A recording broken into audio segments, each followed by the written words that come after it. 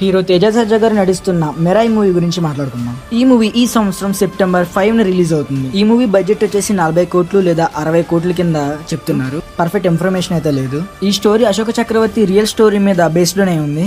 ఆ స్టోరీని మీకు నేను చిన్నగా చెప్పడానికి ట్రై చేస్తా.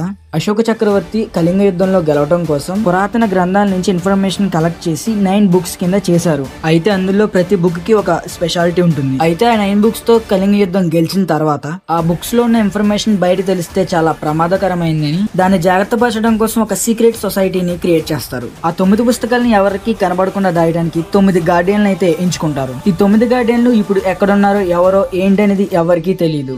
ఈ ఇన్ఫర్మేషన్ క్రెడిట్ మొత్తం వీరరాజా బ్రోకే ఇవ్వాలి. ఆ బ్రో ఇన్ఫర్మేషన్ బేస్ అయ్యే ఈ వీడియో అయితే నేను చేశాను. మెరాయి లాంటి అడ్వెంచరస్ మూవీస్ ఎంతమందికి ఇష్టమో కామెంట్ చేయండి. కుదిరితే ఈ ఛానల్ ని సబ్స్క్రైబ్ చేయండి. Thank you for supporting.